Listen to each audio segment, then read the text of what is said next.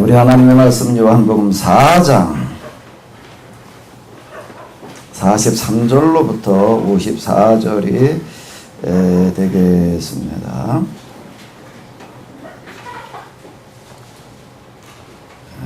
요한복음 4장 43절로부터 54절 다 같이 읽으시겠습니다. 이틀이 지남에 예수님께서 거기를 떠나 갈릴리로 가시며 친히 증거하시기를 선지자가 고향에서는 높임을 받지 못한다 하시고 갈릴리에 이르심에 갈릴리인들이 그를 용접하니 이는 자기들도 명절에 갔다가 예수님께서 명절 중 예루살렘에서 하신 모든 일을 보았음이라. 예수님께서 다시 갈릴리 가나에 이르시니 전에 물로 포도주를 만드신 곳이라. 왕의 신하가 있어 그 아들이 가버나움에서 병들었더니 그가 예수님께서 유대로부터 갈릴리 오심을 듣고 가서 청하여되 내려오셔서 내 아들의 병을 고쳐주소서 하니 저가 거의 죽게 되었습니다. 예수님께서 가라사대 너희는 표적과 기사를 보지 못하면 도무지 믿지 아니하리라. 신하가 가로되 주여 내 아이가 죽기 전에 내려오소서. 예수님께서 가라사대 가라 내 아들이 살았다 하신데 그 사람이 예수님이 하신 말씀을 믿고 가더니 내려가는 길에서 그 종들이 오다가 만나서 아이가 살았다 하거늘 그 낳기 시작한 때를 물은즉 어제 제7시에 열기가 떨어졌나이다 하는지라.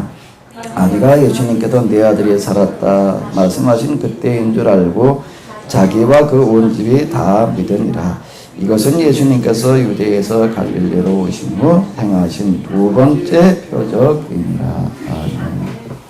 자, 지금 우리가 이제 어디를 읽었나게 되면 요한복음 4장 33절로부터를 읽었습니다. 자, 읽었으면 그 다음엔 뭘 해야 되죠? 해석을 해봐야 되지요. 자, 그럼 이제 우리가 읽은 요한복음 4장 43절로부터 있는 이 말씀을 해석하려면은, 자, 그동안 이제 좀 열심히들 배우셨으니까, 어디 한번 쭉 얘기를 해 보십시오. 자, 제일 먼저 뭘 해야 되죠? 4장을 읽었어요. 43절로부터 54절까지 읽었어요. 그 다음에 뭘 해야 되나요? 뭘 해야 돼? 해석하기 위해서 해야 될 작업이 뭐가 필요하죠? 제일 먼저 필요한 게 뭐예요? 우리가 읽은 게 지금 어디를 읽었어요? 요한복음을 읽었으니까 뭐부터 해봐야 될까? 제일 먼저 순서로다가 네? 이 이야기가 요한복음이니까 어디에도 있는가를 봐야 되죠? 공관복음에도 이 이야기가 있는 것인가라고 하는 것을 봐야지 되는 겁니다. 일단 요한복음에서는 이 이야기를 왜 하고 있는가라고 하는 우리가 이렇게 보려고 한다라고 하게 되면 요한복음에 나오는 이야기니까 이 이야기가 공관복음에도 나오는 이야기인가 아니면 요한복음에서만 다루고 있는 이야기인가라고 하는 것을 봐야지 돼요. 근데 이 이야기가 공관복음에도 나오고 있어요? 안 나오고 있어요? 어떻게 알아요? 자, 여기 우리가 가진 성경은 요즘 좀 관주가 이렇게 찾아보는 겁니다. 이게 지금 이 본문이 다른 성경에는 같은 또는 비슷한 내용이 있는가라고 하는 것들을 이렇게 쭉 이제 찾아서 표시를 해 놓은 성경을 관주 성경 그러는데, 요즘은 또 그걸 또 아주 이제 편하게요. 관주를 보지 않아도 여기다 이렇게 다 이렇게 표시를 해주는 그런 성경들이 좀 많이 나오고 있는데, 자, 여기 보기는 마태복음 몇 장이요? 8장. 누가복음 또 어디요? 7장에 보게 되면은 같은 내용이 나오고 있다라고 이와 같이 이제 적어주고 있습니다. 그러면 그 다음에는 어떻게 해야지 되는가요? 어떻게 해야지 돼요? 공관복음에 있는 내용들하고 우리가 비교를 해봐야지 된다라고 하는 겁니다. 자, 지금 제가 말씀드리는 건 제가 늘 이야기하는 대로 성경을 우리가 해석해 나가는 데 있어서 아주 기본적인 그런 작업이 되겠습니다. 자, 그럼 이제 그 다음에 우리가 이제 마태복음 이제 그리고 누가복음에 있는 그 말씀을 한번 우리가 이렇게 살펴보도록 하겠습니다. 마태복음에 보게 되면 이제 몇 장에 나오는가 하게 되면 8장에 나오는데요. 자, 8장 5절로부터의 말씀을 한번 좀 우리가 같이 보시도록 하겠습니다.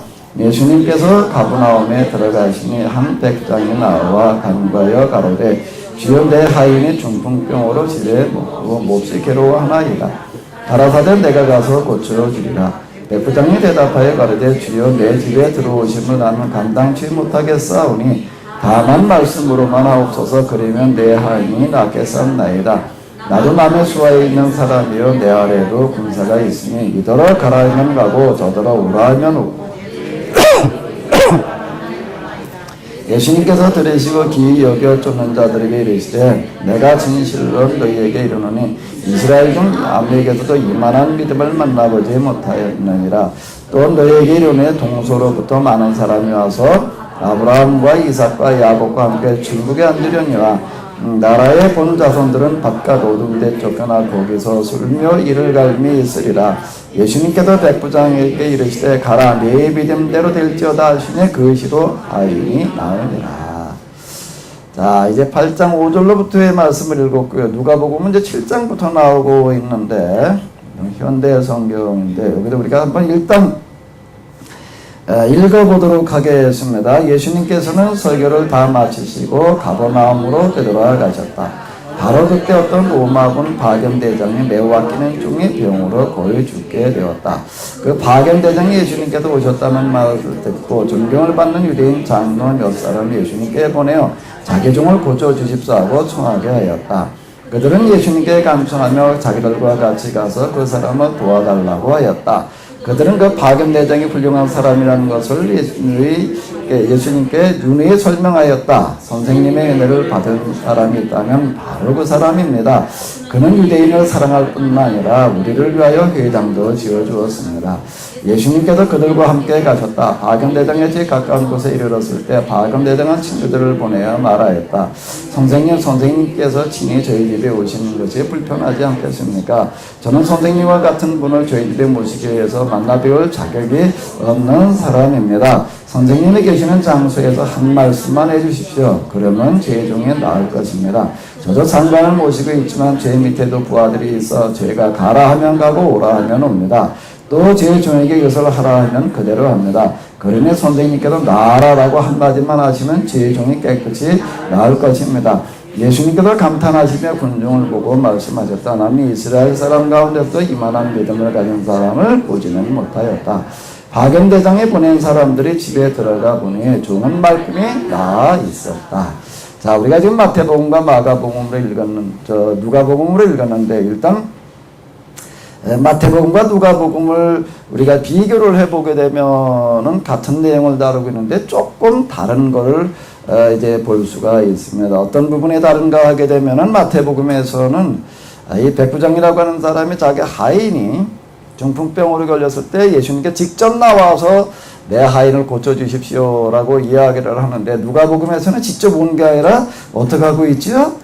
유대인 가운데에서 존경받는 그런 장로들을 몇 명 이제 보내서 장로들에게 부탁을 해서 가서 내 대신 좀 이야기를 해주십시오 이렇게 하는 내용으로다가 나오고 있습니다. 이제 이런 부분이 이제 조금 차이가 나는데 그 나머지 내용들은 뭐 이제 거의 다 같고요. 그런데 일단 우리가 마태복음과 누가복음에서는 이야기를 통해서 무엇을 말하려고 하는가라고 하는 걸 먼저 생각을 해보고 그 다음에 그런데 그 같은 내용을 가지고 요한복음에서는 무엇을 이야기하고 있는가라고 하는 걸 이제 우리가 좀 한번 이렇게 찾아봐야지 될 텐데 일단 마태복음 누가복음에서 이렇게 보게 되면은 자, 뭘 얘기하려고 그러는 거죠? 여기 이렇게 보게 되면 마지막에 가서 이렇게 보게 되면은 뭐라고 예수님께서 얘기하시는가 하게 되면은 여기 한번 읽어보시도록 하겠습니다. 예수님께서 들으시고 기이 여기셨다는 게 뭐예요? 이상히 여기셨다. 놀라셨다. 그와 같은 뜻이 되겠는데 듣는 자들에게 이르시되 내가 진실로 너에게 이르노니 자, 뭐라고 얘기를 하세요? 이스라엘 중에 아무에게서도 이만한 믿음을 만나보지 못하였다라고 이렇게 이야기를 하신다 라고 하는 겁니다. 누가복음에도 이렇게 보게 되면은 여기 이제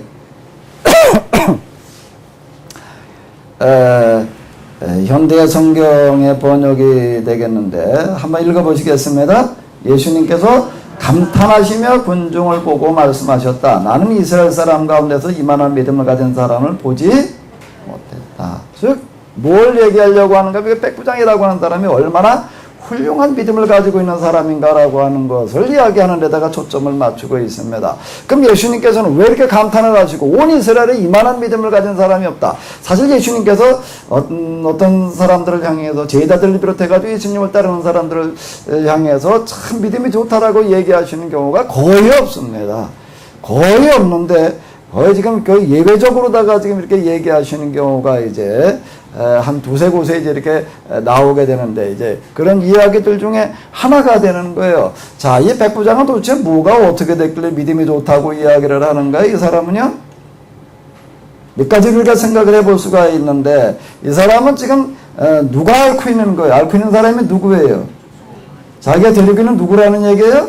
종이다라고 하는 겁니다. 내 하인. 하인이 중풍병으로다가 지금 걸려가지고 고생을 하고 있어서 이 문제 때문에 예수님을 직접 찾아오고 또 누가복음에 보게 되면 직접 오지 않고 이스라엘 장로들을 대신 보내고 있는 어떤 그런 거를 볼 수가 있는데 이 사람은 무엇 때문에 지금 이 병을 고치기 위해서 할 수 있는 방법을 다 하고 있는가 하면 누구를 고치기 위해서요? 자기가 데리고 있는 누구요? 하인, 종, 노예다 라고 하는 겁니다. 오늘 우리는 이 노예라는 하이라는 사람이 어떤 사람인지를 잘 느끼기가 어려워요. 왜? 우리 주변에 그런 사람이 없으니까요. 근데 이 시대에 들어가가지고 노예라고 하는 거죠. 이게 노예 시대였는데 하여튼 노예는 사람 취급받는 데가 아닙니다. 노예는 그냥 팔고 사는 대상이고요. 그걸 하나의 물건으로 취급받아가지고서 주인이 데리고 있다가 또 일을 시키다가 마음에 안 들면 어떻게 하는 거예요? 내다 그냥 팔아버릴 수도 있고요. 아니면은 두드려 패가지고서 병신을 만들어 놓을 수도 있고 허다했습니다. 그리고 또 그냥 심한 경우에는 그 자리에서 죽여버리고 그래도 뭐 누가 뭐라고 할 수 있는 사람이 아무도 없으니까 노예는 그냥 물건 중에 하나일 뿐이에요. 그냥 물건 중에 하나이던 그와 같은 시대였다라고 하는 겁니다. 그런데 여기 백부장은 지금 어떻게 하고 있다는 거예요? 그런데 자기 그 종이 병들었는데 또 무슨 병이 걸렸는데 중풍병을 걸렸는데 이걸 고치기 위해서 지금 자기가 할 수 있는 방법을 다 찾고 있다라고 하는 거예요. 내가 온 이스라엘에 이만한 믿음을 가진 사람을 내가 보지 못했다라고 말씀하시는 가장 첫 번째 이유는 이제 이거로다가 우리가 생각을 해볼 수가 있습니다. 자, 그래서 이제 이 마태복음에 보게 되면 예수님을 직접 찾아오는 어떤 이런 거를 볼 수가 있는데 누가복음에서 보게 되면 직접 오지를 않고 어떻게 하고 있는 거죠? 어떻게 하고 있어요? 자, 여기 보게 되면 유대인 장로인 몇 사람을 보냈다라고 그래서 자기 좀 고쳐달라고 해서 대신 좀 부탁을 해달라고 이렇게 얘기를 하고 있습니다. 그럼 누가복음에도 얘기하는 게 맞나? 마태복음도 얘기하는 게 맞나? 우리 이렇게 생각을 해볼 수가 있는데 그거 어느 쪽이냐라고 이렇게 중요한 얘기가 아니고요. 지금 여기 누가복음에 의하게 되면은 직접 오지 않고 이스라엘 장로들을 보냈다라고 하는 것은 뭘 얘기를 하는가 하게 되면 이 백부장이라고 하는 사람은 로마 사람입니다. 이 당시 이스라엘 사람들은 이방인하고는 접촉을 하지를 않았습니다. 길에 마주쳐서 얘기를 한다든지 또는 뭐 서로 집에 오고 간다든지 이런 것들을 일절하지 않는 사람들이었다라고 하는 겁니다. 자, 그래서 이 백부장은 예수님을 찾아가고 싶은데 누가복음에 의하게 되면 자신은 누구가 되는 거예요? 이방인이 되는 거예요. 그러니까 직접 찾아가서 만난다는 게 어떻게 되는 거죠? 이게 결례가 되는 거예요. 그래서 어떻게 했다고요?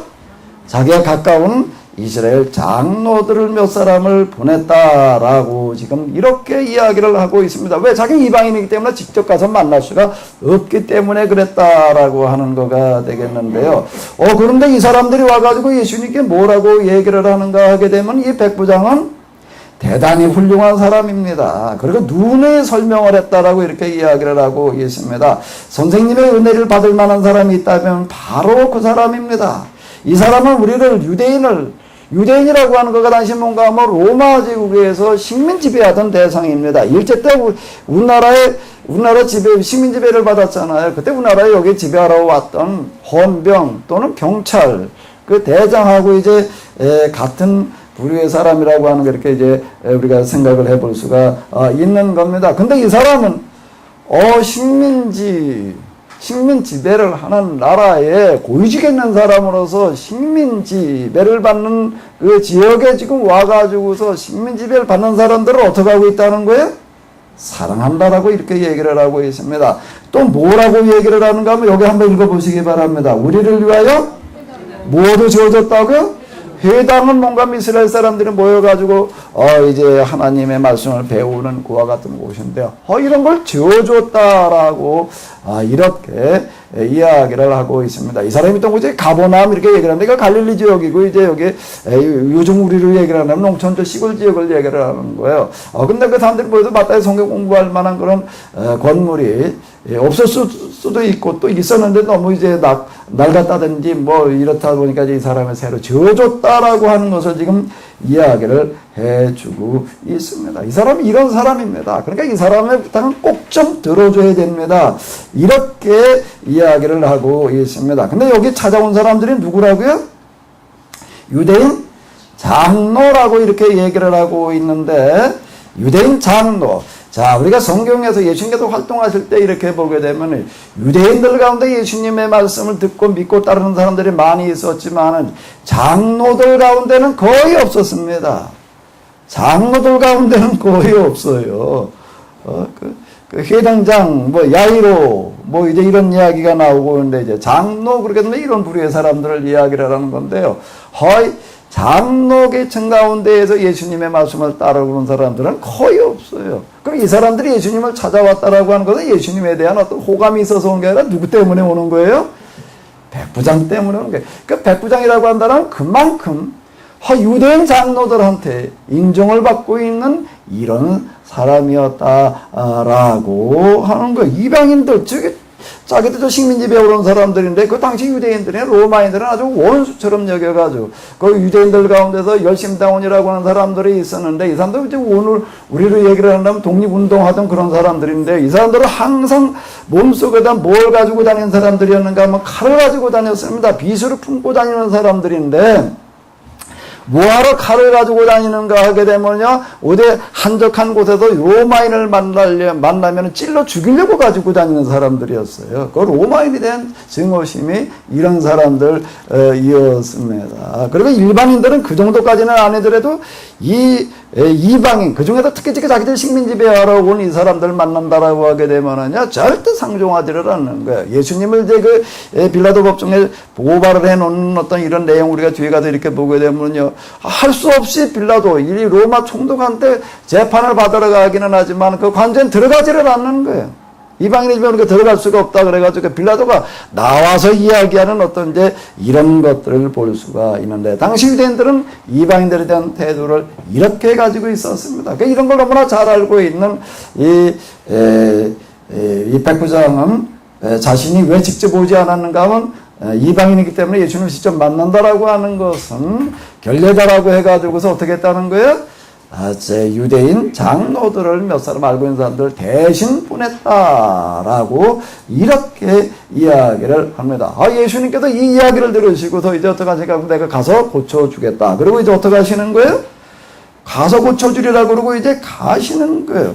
가는데 여기 마태복음에도 그렇고 누가복음에도 그렇고 예수님께서 그 집을 향해서 가시는데 뭐라고 이야기를 하는가 하게 되면은 한번 읽어보시기 바랍니다. 주여 내 집에 들어오심을 나는 감당치 못하겠사오니 여기 이제 누가복음의 번역에 의하게 되면 이렇게 이야기를 하고 있습니다. 자, 한번 읽어보시기 바랍니다. 선생님께서 친히 저희 집에 오시는 것이 불편하지 않겠습니까? 저는 선생님과 같은 분을 저희 집에 오시게 해서 만나 배울 만한 자격이 없는 사람입니다. 자, 이렇게 이야기를 하고 있습니다. 이 얘기는 뭔 얘기인가 하게 되면 자기가 지금 식민지배를 하고 있지만 그 식민지배를 받고 있는 사람들의 그런 그 문화, 전통, 신앙이라고 하는 것을 어떻게 되는 거예요? 무시하는 거예요? 아닌 거예요. 전적으로 어떻게 하는 거예요? 인정하고 인정할 뿐만 아니라 어떻게 한다는 얘기가 되는 거죠? 존중하는 겁니다. 왜 그런가 하면 유대인들은 이방인의 집에 오지 않는다는 거 그냥 잘 알고 있는데 근데 그 예수님이 지금 자기 집에 오고 계시다라고 하는 겁니다. 그래서 뭐라고 얘기를 하는가 하게 되면은 저는 이방인이고 선생님은 유대인인데 저희 집에 오시게 할 수는 없습니다. 자, 그래서 뭐라고 이야기를 하는가 하게 되면은 뭐라고 이야기를 하죠? 자, 한번 읽어보시기 바랍니다. 선생님이 계시는 장소에서 한 말씀만 해주십시오. 그러면 제 종이 나을 것입니다. 왜 오시지 말고, 왜 오시지 말고, 우리 집에 오신다라고 하는 건 이방인의 집에 오시게 할 수는 없습니다. 그러면 계속 이제 그게 문제가 될 텐데, 왜? 이방인, 유대인들이 자신은 아무렇지도 않게 생각하는데 이 사람은 이방인의 집에 간 사람이다라고 하는 이야기가 계속 문제가 될 터인데 그렇게 할 수는 없습니다. 근데 어떻게 하라고요? 그래서 대신 어떻게 하라고요? 계신 자리에서 한 말씀만 해주십시오. 뭐라고요? 뭐라고 한 말씀만 해달라고요? 나아라라고 한 말씀만 해주십시오. 그러면 나을 겁니다. 뭐라고 얘기를 하냐면 저도 제 밑에 부하가 백부장이니까 몇 명일까요? 100명 있는데 부하 보고 가라 그러면 어떻게 해요? 오라 그러면 마찬가지로 예수님께서 하시는 일을 이렇게 보니까 예수님께서는 이 사람은 이런 눈을 가지고 있는 거야. 야, 이분은 정말로 하나님의 일을 하는 사람이로구나. 정말 이 사람은 하나님께서 보내신 사람이로구나. 이 사람이 말하는 것은 정말 하나님의 말씀이고 하나님의 권위를 가지고 있구나 라고 하는 걸 정말 믿은 사람이에요. 그래서 뭐라고 얘기를 하는가 하면 그냥 한 말씀만 해주십시오. 나아라라고 그냥 계신 자리에서 얘기를 해주십시오. 그러면 나을 겁니다. 자, 이렇게 얘기를 하는 겁니다. 그렇게 그 이야기를 들으시고 예수님께서 뭐라고 그러시는 거예요? 감탄하셨다. 뭐 하시며요? 한번 읽어봐봐요. 이 자리에 오신 여러분들의 지금 마음의 자수와 신앙, 하나님께서는 지금 불꽃 같은 눈으로 다 지켜보고 계시는데 이 시간 하나님께서 여러분들의 마음의 자세, 여러분들의 생각, 여러분들의 모든 것들을 보시고 어떻게 한번 다시 읽어봐요. 아멘? 아멘? 왜 아멘이 좀 시원찮아? 조병길 집사님, 하나님께서 지금 조병길 집사님 쳐다보고 어떻게 하시면 좋겠어요? 감탄하십니다. 자신 있어요? 이건 정말 이 예수님께서 기대하시는 신앙이라고 하는 거 우리가 여기서 이렇게 봐봐요. 덮어놓고 그냥 하나님께서 그냥 믿습니다만 하는 거를 말하는 게 아닌 거예요. 이건 뭐예요? 이 사람의 진짜 인격이에요. 인격이고 삶의 자세이고 해도 이게 다 들어있는 겁니다. 진짜 믿음 좋다라고 하는 게 뭐예요? 믿음 좋다라고 하는 게 뭐예요? 덮어놓고 그냥 하나님 말씀대로만 뭐 하겠다 그러고 우리가 여심내고 하는 어떤 이런 경우들 그런 가지 믿음 못하는 게 여기서 예수님께서 얘기하시는 감탄하시는 믿음, 온 이스라엘을 다니면서 내가 이만한 믿음을 내가 보지를 못하였다라고 얘기하시는 대상은 이런 믿음의 사람이에요. 다 이런 사람 되시기 바랍니다. 아멘. 그래서 예수님께서 이렇게 쭉 여러분들의 모든 것을 살펴보시고 다 어떻게 하셔야 된다고요? 다 같이 해보셔. 좀 어떻게 하시기를 바라요? 다시 읽어봐봐요. 다 읽어요. 안 읽은 사람은 입을 열어서 말하지 않는 사람 내가 일어서서 따로 하라고 그럴 거예요. 다 같이 해봐요. 시작. 조용히 성도님 왜 가만히 있어? 읽을 줄 모르시나? 다 혼자 읽어봐봐요. 다 같이 다시 읽어봐봐요. 내가 다시 또 볼 거야. 시작. 감탄하시며. 다 이렇게 되시기 바랍니다. 네. 좀 이런 믿음 좀 우리가 가져보자고요. 요즘 교계신문 나온 거 이렇게 보다 보니까 무슨 사람들한테 뭐 기독교인들에 대한 무슨 선호도 뭐 기독교인들뿐만 아니라 종교에 대한 선호도를 물어봤더니 제일 꼴찌한 데가 어딜까? 개신교. 꼴찌가 개신교예요. 꼴찌도 조금 근소한 차이도 아니야. 이게 아예 말하기도 창피해. 말하기도 창피해, 이게 지금. 그 정도에 지금, 세상 사람들한테 지금 우리가 그런 취급받아요, 지금요. 어디 가서 이제 교회 다닌다, 특히 어디 가서 목사라고 말하는 게 이제 창피해서 내가 말을 못할 지경이 돼버리고 말았어요. 뭐가 어떻게 돼서 그런가? 이런 믿음이 없는 거예요, 지금요, 우리. 뭐가 잘못된 거예요, 지금. 교회당은 열심히 다닌다고 그러는데, 하나님 열심히 믿는다고 그러는데, 그래 세상에 이렇게 교회당이 많고, 온 세상에 우리나라만큼 교회당 많은 데가 없습니다. 그런데 지금 도대체가, 그건 그 조사한 것 가운데 여러 가지가 있는데, 그 중 하나가 뭔가 교회 다니는 사람들한테 물어본 거예요. 교회 다니는 사람들한테 물어보니까, 그 사람들도 스스로가 교회 다니는 사람, 목회자에 대한 불신도가요, 엄청 높아. 교회 바깥에서만 그러는 게 아니야, 지금. 이런 판이 돼버리고 말았어요. 이게 도대체 뭐하는 거야? 이게 뭐 가지고 우리는 심각한 지금 문제가 있는 거예요. 이건 세상 사람들한테도 지금 우리가 따돌림 받는 지경이 됐는데, 이게 어떻게 될 것인가? 다시 한번 읽어봐봐요. 다 같이요. 시작. 우리가 이것 좀 한번 명예 좀 회복해보자고요. 자, 어쨌든 마태복음과 누가복음에서 얘기하려고 하는 거, 이 이야기를 통해서 얘기하려고 하는 거는 바로 이겁니다. 어떤 믿음을 가져야 된다는 거예요? 이런 믿음을 가져야 된다. 자, 그럼 이제 그 다음에 이제 이렇게 마태복음, 누가복음에서 읽어봤으면 이제 어디로 와봐야 되나, 다시? 이제 요한복음으로 다시 와봐야 되겠죠? 요한복음으로 다시 와보자고요. 요한복음으로 다시 와가지고서, 금방 앞에서 우리가 봤던 것들을 보시고 다시 한번 우리 오른쪽으로다가 좀 쉬운 번역으로다가 읽어보시도록 하겠습니다. 이틀 후에 예수님께서는 그곳을 떠나 갈릴리로 가셨다. 예수님께서는 친히 예언자는 자기 고향에서는 존경을 받지 못한다고 말씀하셨다. 그러나 갈릴리 사람들은 크게 예수님을 환영하였다. 6월절 축제 때 예루살렘에 갔다가 하신 모든 것을 보았기 때문이다. 갈릴리 지방을 여행하는 도중에 예수님께서는 전에 물을 포도주로 변하게 하신 가나라는 동네에 이르셨다. 그곳에는 한 정부 고관이 있었는데 그의 아들이 가버나움에서 앓고 있었다. 그 고관은 예수님께서 유대를 떠나 갈릴리 지방을 여행하고 계신다는 소문을 듣고 찾아와서 자기 아들이 다 죽게 되었으니 함께 가버나움으로 가서 아들을 살려달라고 간청하였다. 예수님께서 그에게 말씀하셨다. 내가 얼마나 더 많은 이적과 신기한 일을 보여야 너희가 나를 믿겠느냐. 그 고관이 애원하였다. 선생님, 제 아들이 죽기 전에 어서 가주십시오. 예수님께서 말씀하셨다. 집으로 돌아가라. 네 아들이 살 것이다. 그는 예수님의 말씀을 믿고 서둘러 집으로 가는데 종들이 마중 나와서 아들이 살았다라고 전하였다. 그가 종들에게 언제 아이가 나느냐라고 물었다. 그들은 어제 오후 1시쯤 갑자기 열이 떨어졌습니다 하고 대답하였다. 그 아버지는 그 시간에 바로 예수님께서 네 아들이 살 것이다 라고 말씀하신 순간이라는 것을 알았다. 그래서 고관과 집안 식구들은 모두 예수님께서 메시아인 것을 믿었다. 이것은 예수님께서 유대를 떠나 갈릴리 지방으로 오신 후에 행하신 두 번째 이적이었다. 자, 같은 내용을 가지고 다루는데 이제 물론 이제 조금 다른 부분이 있어요. 저쪽에 이제 하인이고 여기 이제 아들이고 이제 그런 거 차이인데 이제 그런 거 그렇게 중요한 게 아니고 여기서는 얘기하려고 하는 초점이 중심이 지금 우리가 마태복음이나 누가복음도 읽은 거하고 어때요? 같아요? 달라요? 마태 누가에서는 뭐가 초점이었죠? 참 믿음, 정말 하나님께서 감탄하시는 믿음이 어떤 믿음인가라고 하는 것을 얘기하려는 데가 초점이 있는 거예요. 근데 요한복음에서는 같은 이야기를 다루면서 강조하고 있는 말하려고 하는 초점이 같아요?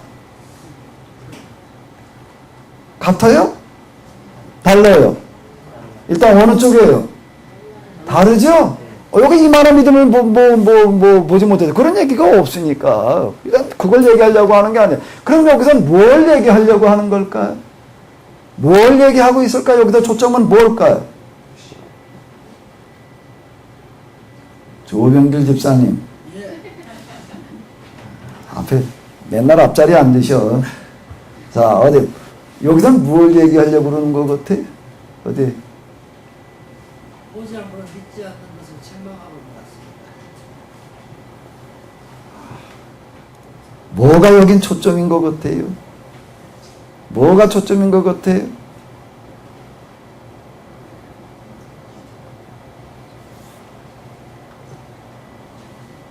예수님을 찾아와가지고 내 아들을 살려주십시오. 다 죽게 됐으니 가서 살려주십시오. 그러니까 예수님께서 뭐라고 얘기를 하시나요?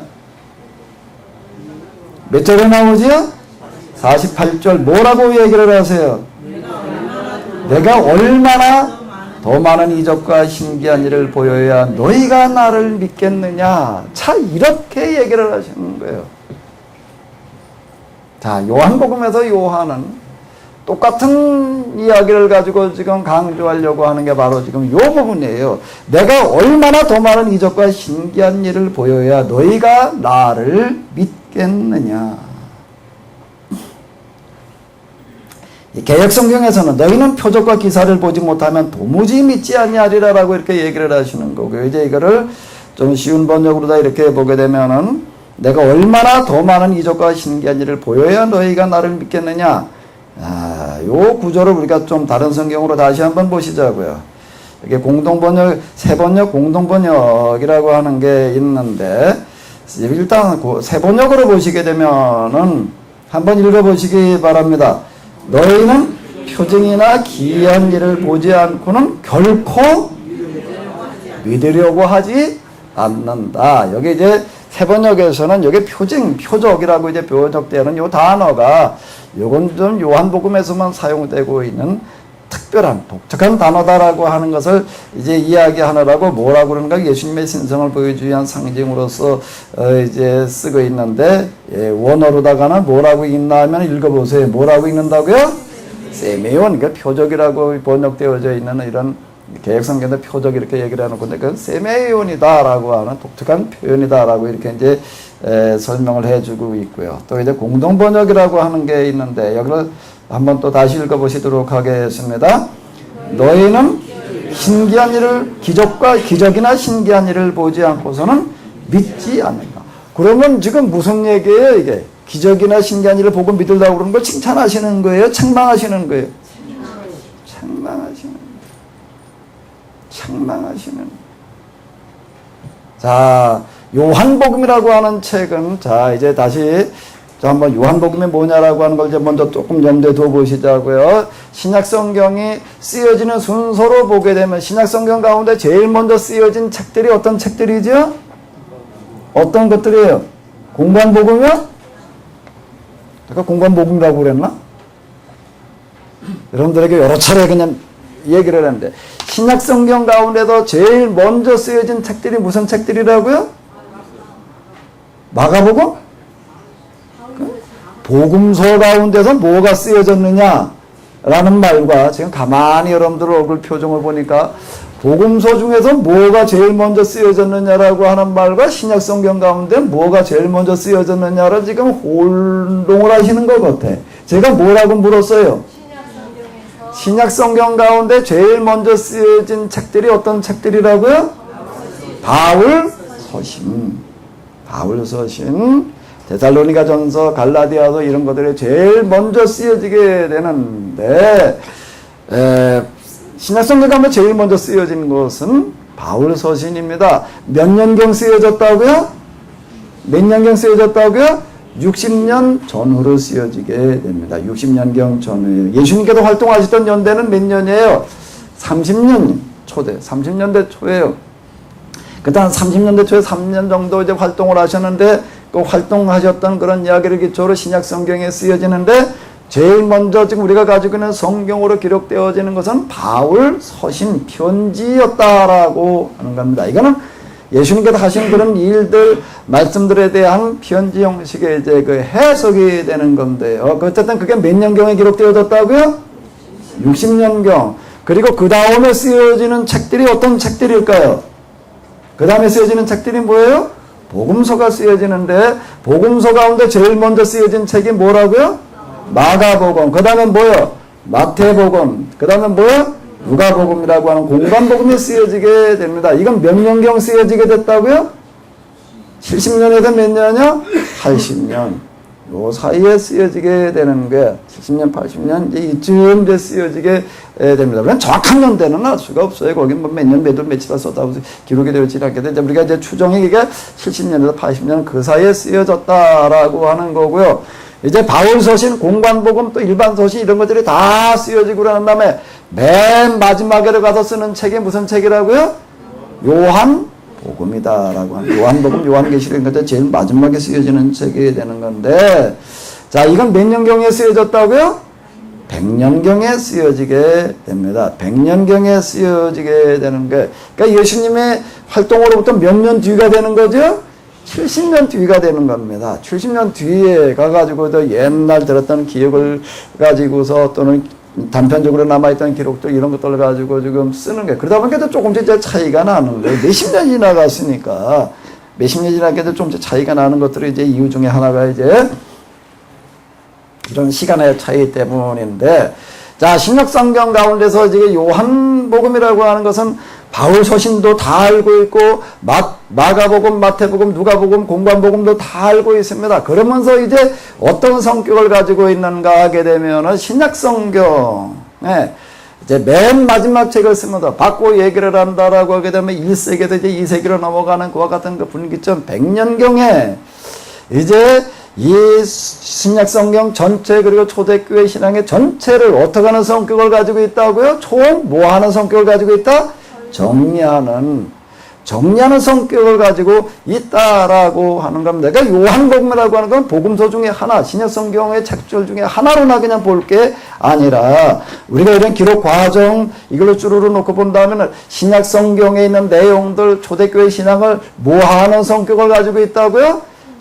여기도 얘기하는 초대신화, 초대교회라고 하는 거 예수님 그리고 예수님을 직접 보고 따라다녔던 제자들, 그 1세대 이제 사도들을 얘기를 하는데, 지금 여기서 제가 얘기하는 초대교회라고 하는 것은 이제 그 사도시대까지를 얘기를 하는 건데, 사도 요한은 사도시대 맨 마지막에 살았던 사람이니까 이 사람 죽음으로 사도시대 이제 끝나고 그 다음에 사도들의 제자인 속사도시대로 넘어가게 되는데, 그러니까 제일 중요한 시기, 예수님 그리고 사도들의 시기의 신앙을 총정리를 해 놓는 겁니다. 총정리를 해 놓고 있기 때문에 요한복음에 보게 되면 공관복음에 나오는 내용과 겹쳐지는 내용들이 순환의 이야기 이외에는 별로 없어요. 별로 없게 독특하게 다루고 있는 이유는 바로 그와 같다라고 하는 겁니다. 그래서 우리가 지금 이제 신앙생활을 어떻게 해야 되느냐, 도대체 신약성경에서 얘기하려고 하는 게 뭐냐라고 하는 것을 보려고 한다면 바울 서신에서 봤으면 그 다음에 그 같은 내용을 어디서 찾아봐야 될까요?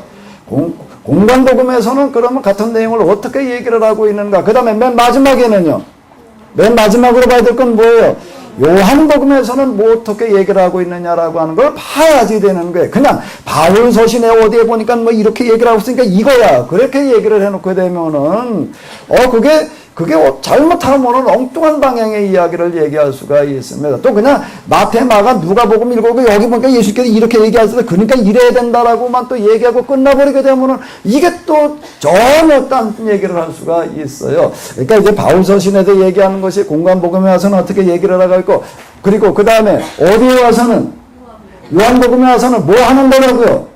맨 마지막으로 뭐라고 이 문제를 정리를 해놓고 있는가라고 하는 것을 봐야 된다라고 하는 겁니다. 그런 측면에서 놓고 본다라고 하게 되면 어느 책이 제일 중요해요? 무슨 책에서 얘기하는 게 제일 중요해요? 요한복음에서 얘기하는 거가 대단히 중요하다, 가장 중요하다라고 얘기를 할 수 있다라고 하는 겁니다. 근데 그 중에서 이제 공관복음에도 나오고 있고 요한복음에 나오고 있는 얘기를 갖다 서로 비교를 해보게 되면 이게 확 드러나는 거예요. 지금 우리가 읽은 내용 중에 하나가 지금 이겁니다.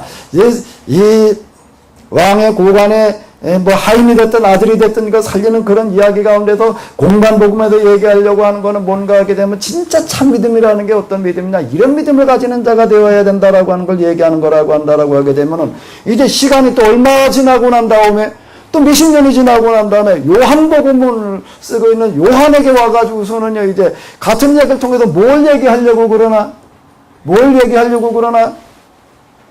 자 다시 한번 읽어봐봐요.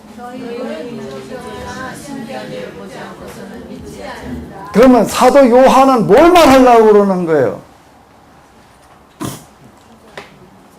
이제는 사도시대가 끝나고 이제는 교회시대로 들어가면서 사도 요한은 그 분기점에도 고민을 하는 거예요. 이제 앞으로 우리가 이 신앙생활을 하려고 한다면 어떤 신앙생활을 해야 되느냐라고 하는 걸 여기도 지금 마지막 총정리를 해놓는 책이에요. 그러니까 이건 아주 대단히 중요한 거예요. 우리가 어떤 신앙생활을 어떻게 해야 되느냐라고 하는 걸 여기서 지금 마지막으로 정리를 해놓고 있습니다.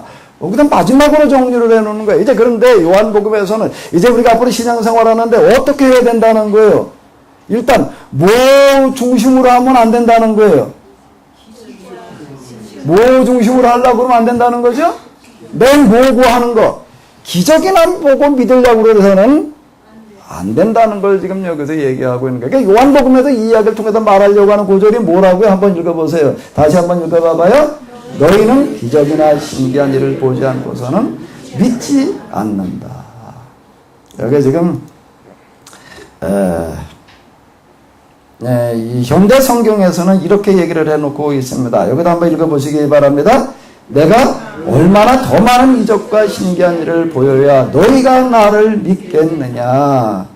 여기 또 이제 개역 성경에서는 이렇게 얘기를 하고 있습니다. 너희는 표적과 기사를 보지 못하면 도무지 믿지 아니하리라. 이 진짜 믿음, 참된 믿음을 가져야 될 텐데, 나 어떻게 하려고 그러고 있는 거예요? 무엇들을 찾고 뭘 추구하고 있는 거지요?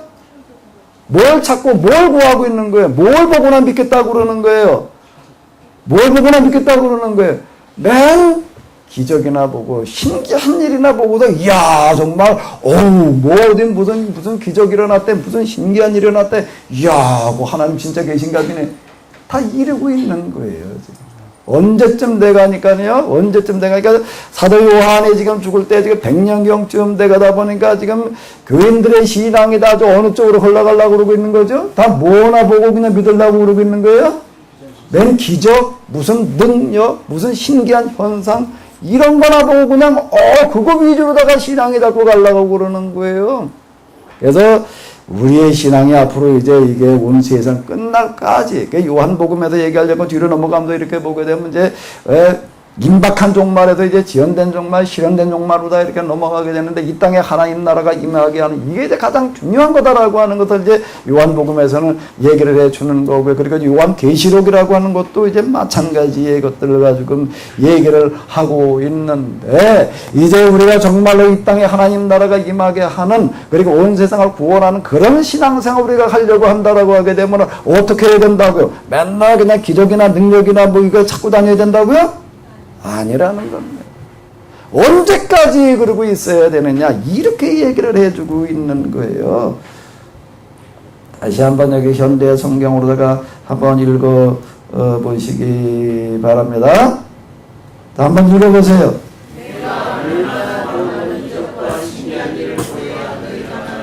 한 번 더 읽어봐요. 그럼 이제 뭔 생각이 들어요? 뭘 물어봐야 돼? 그럼 왜 우리의 신앙이 이렇게 신비한 능력, 기적을 구하는 거여서는 안 되는가? 이게 뭐가 문제가 된다는 건가? 하나님이 살아계신 게 이렇게 기적과 능력으로 돌아가면 더 좋지. 이렇게 우리는 생각할 수 있는데, 왜 이걸 가지고 얘기를 하고 있는가? 왜 이렇게 얘기를 하고 있는가? 뭐가 문제가 되는 걸까? 우리의 신앙이라고 하는 거가 매 기적, 신비함으로 추구하는 게 된다면 어떻게 될 것 같아요? 어떻게 될 것 같아요? 어떻게 될 것 같은지를, 어떻게 됐는지를 우리가 이제 볼 수가 있는데, 그 위에 교회사에서 우리가 이제 매 시대 사람들 신앙생활 했던 걸 이렇게 쭉 우리가 들춰볼 수가 있습니다. 자, 이제 중세기라고 하는 시대가 있는데, 그 시대를 이렇게 보게 되면 성경이라고 그냥 읽지 못하게 해놓고 나가지고, 성자들이 이제 수도사들이 나서서 이제 뭐 하나님의 사랑을 전한다고 그러고, 하나님이를 한다고 그러고 하는데, 이 중세기 시대 그 위로 넘어가게 되면 이제 신앙이 어떤 신앙이 되는가 하면 이런 신앙이 되는 거예요. 한번 읽어보실까요? 다시요. 내가 얼마나 더 많은 이적과 신기한 일을 보여야 너희가 나를 믿겠느냐. 그때 이게 기도를 많이 하는 수도사, 어떤 사람이 전설적인 사람인데 말이야, 그 사람 무슨 기적을 행하고 무슨 능력을 행하고 이래가지고 그 사람들이 이제 그런 사람들한테 성자라는 칭호를 준다. 희성식이라고 그러는데, 희성식 이렇게 그러는데, 그 성자라고 하는 사람들의 이름에 올라가려고 한다라고 하게 되면 조건이 몇 가지가 있는데, 그 중에 하나가 뭔가 하게 되면 아주 중요한 것 중에 하나가 뭔가 하면 기적을 행한 게 있느냐라고 하는 겁니다. 기적을 행했거나 기적을 체험한 적이 있어야 되느냐라고 하는 거가 그 기준 중에 하나예요. 그 이후에는 어떻게 되는 건 중세기대 사람들이 야 어느 성자가 무슨 기적을 못 하겠는 그러면 걸려 몰려가는 거예요. 그래가지고 그 사람의 유품을 갖다가 교회당에 갖다 놓고 그 사람의 동상을 만들어 놓고 그 다음에 또 어떻게 하는가 하면 이 사람은 아주 정말로 능력이 많은 사람이었으니까 우리가 이 사람한테 기도를 하면은 이 사람한테 기도하면은 그 사람은 어떤 사람인가 하면 하나님한테 받은 은총이 자기 혼자 쓰고 좀 남을 만큼 있어가지고 나눠줄 수 있대. 그래가지고 성자의 기도라는 게 나옵니다. 가톨릭에서 나온 달력을 보세요. 365일 중에 빈칸이 하나도 없어요. 거기에다 뭐가 빼곡하게 들어섰을까? 성자 이름에 아무개의 날, 아무개의 날, 아무개의 날, 아무개의 날. 거긴 맨 개날이야, 개날, 개날. 그러고 나가는 겁니다. 그리고 그 다음들이 지금도 뭔 얘기 나오는가 하게 되면 무슨 마리아 동상에서 무슨 눈물이 나왔대 어디서 그러면 무슨 전쟁이 난데 그게 중세기 신앙이라고 하는 거 이제 신앙은 뭔가 하게 되면 다 미신이야. 지금 저 남미 쪽에 이제 이렇게 보게 되면 스페인, 포르투갈 이쪽에서 이제 가가지고서 이제 이게 가톨릭 신앙들 다 이렇게 전파해 놓고 그랬는데 거기 선교하러 갔다 오신 분들 얘기 들어보게 돼요. 얼마 전에 우리 교회 수요일 날이라는 거 왔다가 간 분이 있어요. 거기 볼리비아 쪽에 가가지고 선교사로다가 지금 뭐 십몇 년째 있다나고 지금 지난주에 갔다고요. 가면서 저기 책부터 시작해서 우리 DVD 뭐 아주 있는데 다 싸달라고 나도 한 박스로 하나 가지고 갔어. 박스로 하나 가지고 그분이 가져가가지고 아주 거기 가지고서 뭘 아주 그거 가지고 도통해 보겠다 그러고 가지고 갔는데. 그분들 얘기 들어보게 되면 볼리비아 이쪽에도 남미에도 선교한 분들 얘기 들어 거기 가톨릭 신학이라고 하는 건 완전 미신이라고 하는 겁니다. 완전 미신이라고 하는 거예요. 우리의 신앙이라고 하는 게 무슨 기적, 무슨 능력, 신변, 뭐 중심으로 가다 보게 되면 조금 지나가다 보면 뭐가 돼버리고 만다고요? 다 미신이 돼버리고 다 미신이 돼버려요. 자, 그럼 뭘 어떻게 하라는 거예요? 언제까지 너희는 그러면 이렇게 표적이나 구하겠는가? 요한복음에 보게 되면 어떤 특징을 가지고 있는가 하면 제일 첫 번째, 그리고 여기 이렇게 보게 되면 또 뭐가 나오는가 하게 되면 한번 마지막 구절을 읽어보시기 바랍니다. 이것은 예수님께서 유대를 떠나 갈릴리 지방으로 오시며 행하신 두 번째 이적, 세메이온, 두 번째 이적, 세메이온이라고 하는 겁니다. 요한복음에만 쓰기는 독특한 표현이에요. 세메 두 번째 표적이다. 첫 번째 표적은 뭐였죠? 가나 혼인잔치에서 뭐 만드시는 거예요? 물로 포도주를 만드시는 거. 요한복음은 이렇게 보게 되면 공간복음하고는 전혀 달리 예루살렘 중심으로다가 예수님께서 활동을 하고 계시는데 그다음 이따금 갈릴리로 오셔요. 갈릴리로 이렇게 오셔가지고서 첫 번째 표적. 지금 여기도 이렇게 보게 되면 뭐라고 얘기를 하는가 하면 갈릴리로 오셨다는 겁니다. 갈릴리를 두고 오시는 거예요. 이제 이틀 이제 사마리아에서 이틀 머무르고 계시다가 여기 이렇게 오시는 게, 오셔가지고, 갈릴리 오셔가지고 몇 번째 표적을 행하시는 게? 두 번째 표적. 이제 다음 주에는 5장을 할 건데, 미리 좀 공부 좀 하고 오셔요. 5장을 보게 되면 또 예수 예루살렘으로 올라가셨어요. 이제. 예루살렘으로 올라가셨다가 이제 그 다음에 이제 6장이 되게 되면 또 이제 갈릴리로 오셔. 갈릴리로 오셔가지고 또 뭘 하실까? 또 뭘 하시죠? 또 표적을 행하시는 거예요. 그래서 갈릴리는 표적을 행하시는 장소예요. 여기 이렇게 보게 되면은요, 독특한 어떤 그런 방식으로 다 이렇게 써내려가면서 이걸 통해 가지고서 얘기하려고 하는 게 있는데, 여기 이렇게 보게 되면은 예수님께도 500년의 역사를 일으켜 놓으셨더니 그냥 사람들이 그냥 그냥 예수님한테 몰려오고 난리를 치는 거야. 그랬더니 뭐라고 요한복음에서는 얘기를 하고 있지요? 자, 한번 읽어보세요. 예수님께서 대답하여 가라사대. 자, 여기 다시 한번 읽어봐봐요. 너희가 나를 찾는 것은 표적을 보는 까닭이 아니요 떡을 먹고 배부른 까닭. 이게 무슨 얘기지? 왔다 갔다 해요. 그러면 이제 조금 쉽게 번역을 하는 걸 가지고 한번 읽어보면 쉬워요. 한번 읽어보시기 바랍니다.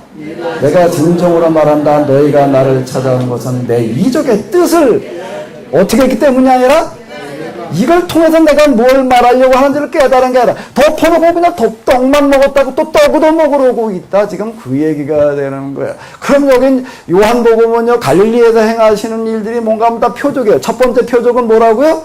물로 포도주를 만든. 두 번째 표적은요, 금방 우리가 읽은 왕의 신하의 아들을 낳았다. 돌아가라. 그래가지고 고쳐주시는 표적. 세 번째 표적은 뭐예요? 오병이의 표적. 근데 이걸 통해서 꼭 얘기하려고 하는 게 있습니다. 여기 보니까 유시가 물로 포도를 맺으셨다. 그냥 뭐 가실 것도 없이 중간에 길에서 그냥 한 말씀 하더니 병이 나와서 또 오병이었어요. 그렇게 보지 말아라. 그러니까 여기선 이 요한복음은 갈릴리에서 예수님께서 많은 표적들을 거의 다루지 않고 있습니다. 몇 개를 다루는데 몇 개를 다룰 때마다 꼭 표적이라고 얘기를 하시면서 여기서 얘기하려고 하는 거는 뭔가 하면 요한복음이 이렇게 얘기를 하는 게 예수님의 이야기를 읽고 예수님을 믿으면서 자꾸 뭐나 찾으려고 그러지 마라. 뭐나 그냥 기적 그 자체를 다 공부하려고 그러지 마. 그렇게 해서는 안 된다. 그 신앙이어서는 안 된다는 겁니다. 그럼 뭘 어떻게 하라고? 뭘 어떻게 하라고? 뭘 어떻게 믿어야 된다고? 뭘 어떻게, 하나님과 어떻게 체험을, 기적이 일어나야지 하나님을 체험하지. 신비한 일이 일어나야지 하나님을 체험을 하지. 뭘 어떻게 하라고? 뭘 어떻게 하라고? 여기 이렇게 보게 되면 이런 얘기를 하고 있습니다. 자, 여기서부터 같이 읽어보실까요? 뭐라고요? 너희가 나를 찾아온 것은 내 이적의 뭐요? 뜻을 깨달아야 된다라고 하는 겁니다.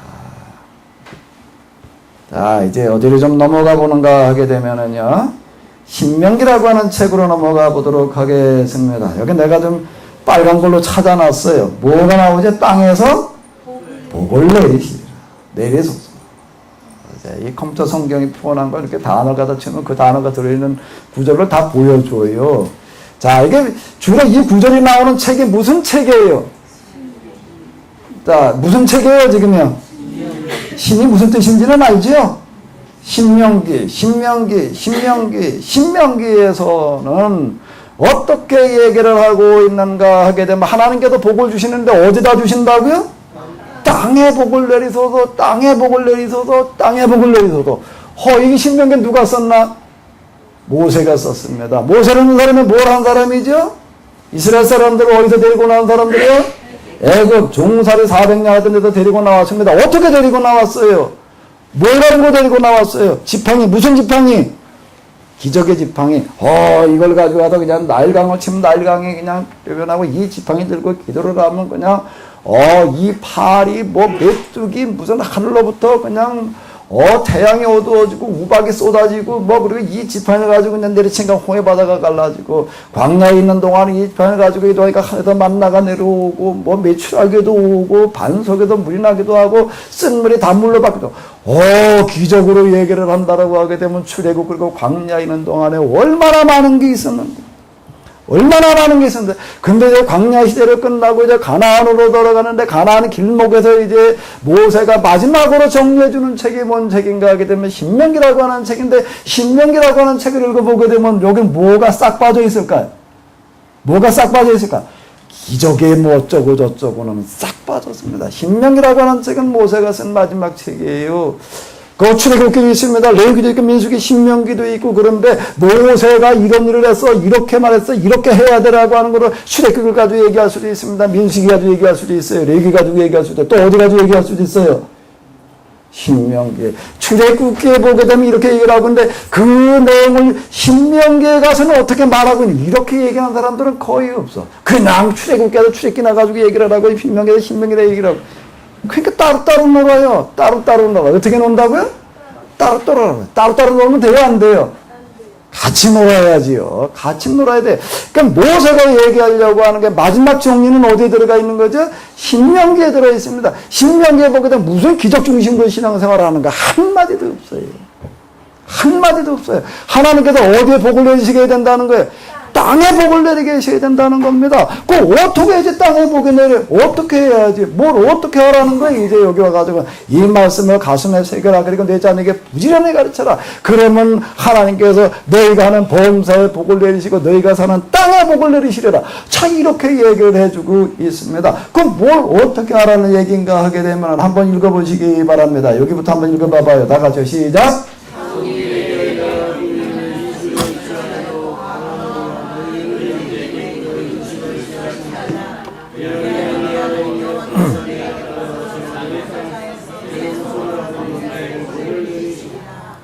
사람들의 돈 꿔주고서 이자 받지 말래? 이자 받지 말래. 은행을 하긴 하는데 무슨 은행을 하라고? 이자 받지 않는 은행을 하래. 그런 은행 좀 하나 생겼으면 좋겠어요. 아멘 하는 사람이 없네. 아멘 하는 사람 통해서 하나님께서 그 일 하실 거예요. 그 일 하실 거예요. 돈을 빌려주긴 빌려줘야 돼. 뭐 받지 말고. 그런 은행 좀 하나 만들어요? 그런 은행 만들라는 얘기예요. 이 얘기가요. 그렇게 되게 하시겠다는 거예요. 그런 복을 주시겠다는 거예요. 역사 이래로 이런 은행 생긴 적은 없어. 그걸 누가 한번 해봐요. 아멘 하는 사람이 없네. 성경 우리가 읽어도 완전히 그러니까 제대로 일치를 하는 거예요. 이제 지금 얘기해요.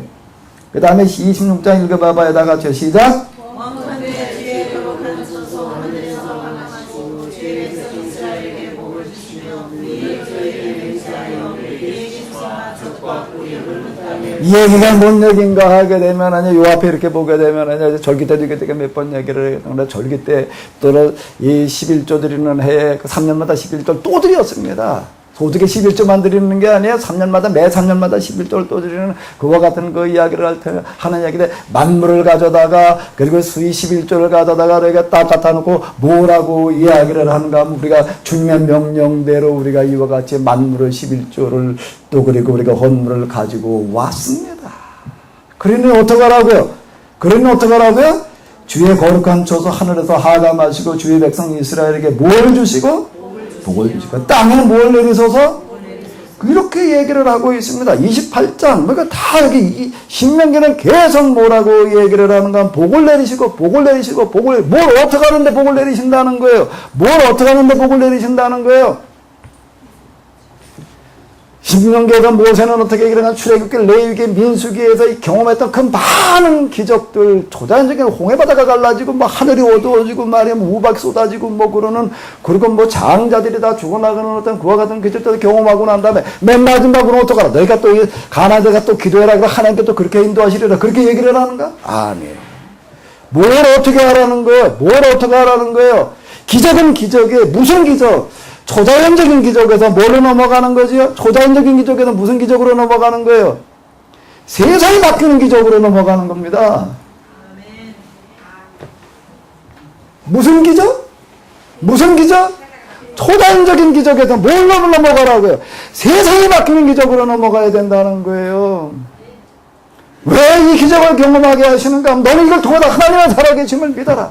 그분은 절대적인 하나님, 정말로 우리의 기도를 들으시는 뭐든지 하시는 전능하신 하나님이라고 너는 정말로 믿어라. 그러고 난 다음에 어떻게 하라? 나가 너 또 그 기적이나 일으켜라? 그게 아니라는 겁니다. 무슨 기적을 일으키라는 거예요? 세상을 바꾸는 기적을 일으켜라. 그 기적을 뭐라고 불러야 되나요? 이 기적을 뭐라고 불러야 되나요? 세상이 바뀌는 기적을 뭐라고 불러야 되는 거죠? 뭐라고 불러야 돼? 내가 여러 번 얘기를 하는데 무슨 기적이야?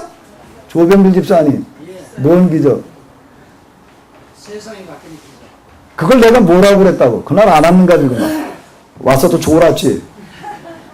무슨 기적이야? 다 같이 따라해봐요. 역사적 기적. 무슨 기적이야? 역사적인 기적이. 역사가 바뀌는 기적이 일어나야 되는 거야. 이 얘기는 뭔 얘기가 되는가 하면 어디서도요. 이자 받아 이제 이자 주지 않고 돈 빌려주는 은행을 누가 만들어? 그걸 누가 운영을 해? 이런 것들이 뭘 말하는 건데 하나님은 체험을 뭘로 해야 되느냐라고 뭐 초단지 뭐 또 홍해바다가 갈라지고 뭐 하늘 태양이 어두워지고 뭐 맨날 뭐 그런 거나 해야 되나?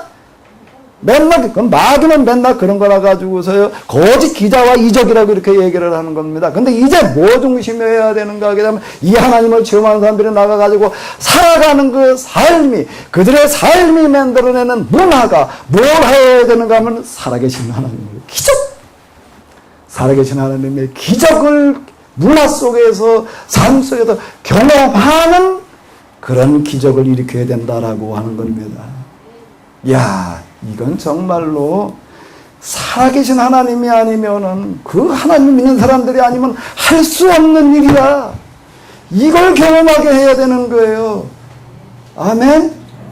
그게 아직 우리 기독교 역사 속에 이스라엘 역사 속에 이게 없었어. 이게 없었어. 이스라엘 사람들이 기대하던 메시아는 어떤 초자연적인 능력을 해가지고 말이야 그 메시아가 오면은 그 강대하게 쌓아놓은 그 성도까지 한꺼번에 한 말씀에 다 무너져 버리게 하고 그리고 또 그냥 뭐 하늘에도 무슨 만나를 내려가지고 말이야 까짓 그러니까 농사 짓지 않아도 때 배울림 먹게 해주고 이렇게 맨 초자연적인 기적을 행하는 메시아로 그려놓고 있는 겁니다. 그런 거예요. 맨 하나님을 그리고 하나님의 신앙이라고 하는 표징을 그리고 초점을 다 그렇게 찾아놓고 맨날 그런 거나 있는 거예요. 그래 그런 사람들이 일어나는 곳에 그런 사람이 있는 곳에 그들도 진짜 아주 완전 새 사람 돼가지고 그 다음 보는 사람들마다 야 저 사람 진짜 하나님 사람이네 그러나 그렇게 하고 기도를 하고 뭐 방언으로다가 무슨 신비한 능력들 많이 경험했다는 사람들 보게 되면 뭐 달라지긴 뭐가 달라져? 뭐가 달라져? 개뿔도 달라지는 게 없어요. 개뿔도 달라지는 게 없어. 맨날 무조건 그러다가 말아. 무슨 하나님 신비한 뭐가 어떻다고 이러다가 마는 거예요. 이제 우리가 여기에서 똑바로 봐야 될 줄로 믿습니다. 뭘 똑바로 보자고? 뭘 똑바로 보자고요? 자, 한번 읽어보시기 바랍니다.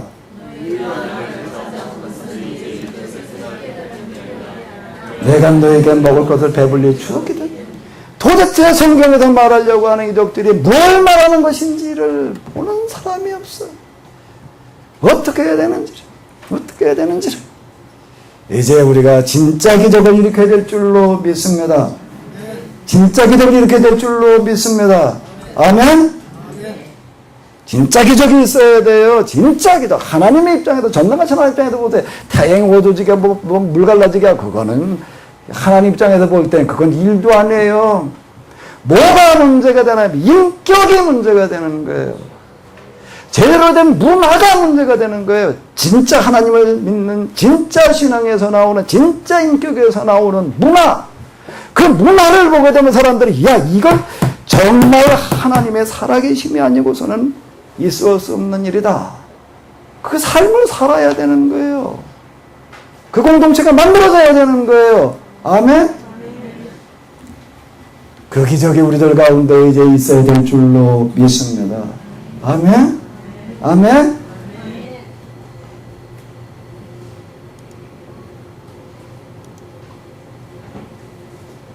다시 한번 읽어보시기 바랍니다. 너희는 기적이나 신기한 일을 보지 않고는 도무지 믿지 아니하리라. 너희는 표징이나 희한 일들을 보지 않고는 결코 믿으려 하지 않아. 맨 이런 거나 찾고 있다는 겁니다. 맨 이런 거나 찾고 있다는 거예요. 요즘 뭐 개척해가지고 몇 년 만에 몇 개월 만에 몇 천명 몇 년이 그렇게 얘기하는 교회도 있다고 믿습니다. 하나같이 어떤 교회들인가 고등학교부터 신비한 일이 일어난대. 그래가지고 거기 사람은 좀 몇 명 밀지 모르지만 그래도 그 주변 세상이 바뀌나?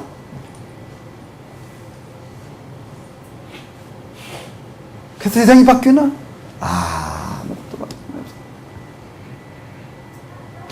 교회당의 이미지는 땅바닥에 떨어져가지고 세상서부터 이게 뭐 조사를 해보네. 뭐라고 말하기가 창피해. 뭐가 없는가 하면 여기에 표적이 없는 겁니다. 요한복음에서는 계속 표적. 무슨 표적이요? 무슨 표적? 초자연적인 표적이요? 무슨 표적?